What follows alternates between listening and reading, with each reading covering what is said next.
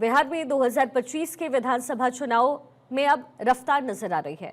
पहले चरण के नामांकन के आखिरी दिन के साथ सियासी शतरंज पर तकरीबन एक मोहरा सेट किया जा रहा है। एनडीए ने अपने सभी उम्मीदवारों के नाम का ऐलान किया है और इसके साथ ही प्रचार अभियान में बीजेपी के नेता पूरी तरीके से कूद गए हैं।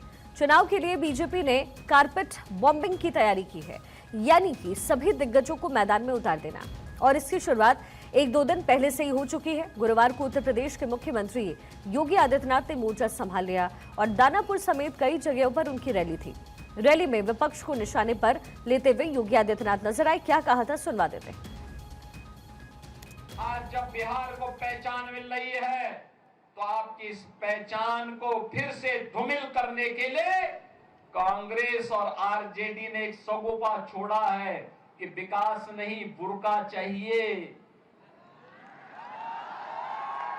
उनको विकास नहीं चाहिए, उनको तो बुर्का चाहिए, जिससे फर्जी वोट डाल करके यहां के गरीबों और दलितों के हकों पर भी डकैती फिर से डाल सके।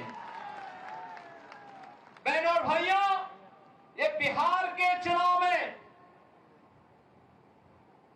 ये विकास की बात नहीं कर रहे हैं। इनको विकास नहीं चाहिए, इनको बुर्का चाहिए।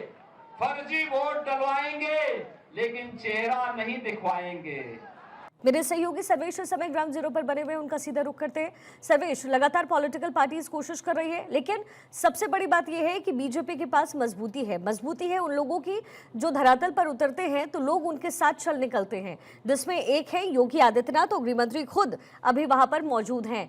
चुनाव प्रचार जिस तरीके से धुआंधार तरीके से चल रहा है और बीजेपी जो जोर आजमाइश कर रही है धरातल पर, कितना सटीक फिट बैठता हुआ नजर आता है? देखिए शिखा, जिस तरीके से बीजेपी ने स्ट्रेटजी बनाई है, जिस तरीके से चुनाव प्रचार बीजेपी का चल रहा है या यूं कहें एनडीए का चल रहा है, वो कहीं ना कहीं माथे पे शिकन डालने वाला है महागठबंधन के लोगों के लिए, क्योंकि उनके पास अभी तक उनके जो स्टार प्रचारक हैं, चाहे वो राहुल गांधी हो, प्रियंका गांधी हो, अभी तक ये लोग बिहार की धरती पर उतरे नहीं हैं। हालांकि अभी तक उनकी सीटें ही फाइनल नहीं हुई है, तमाम जो सूचियाँ हैं वही अभी पूरी तौर पर नहीं आ पाई हैं।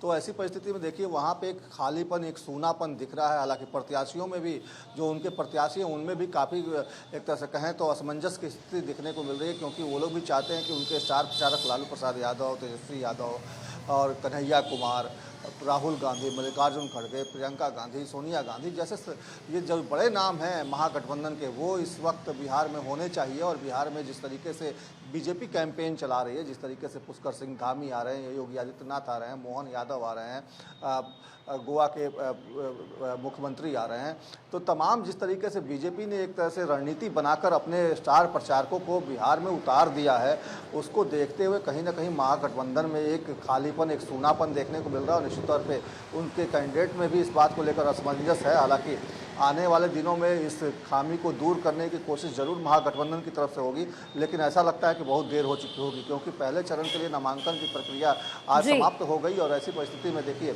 अब दूसरे चरण के लिए नामांकन की प्रक्रिया चल रही 20 तारीख तक, तो एक तरह से कहा जाए तो अब समय बहुत कम बचा है चुनाव प्रचार के लिए। शिखा, बिल्कुल सर्वेश, समय बहुत कम है, लेकिन जुगत लगाई जा रही है न केवल एनडीए की तरफ से बल्कि महागठबंधन की तरफ से। लेकिन किसका होगा बेड़ा पार, ये पता चलेगा 14 नवंबर को। सर्वेश, बहुत शुक्रिया इस पूरे विश्लेषण के लिए।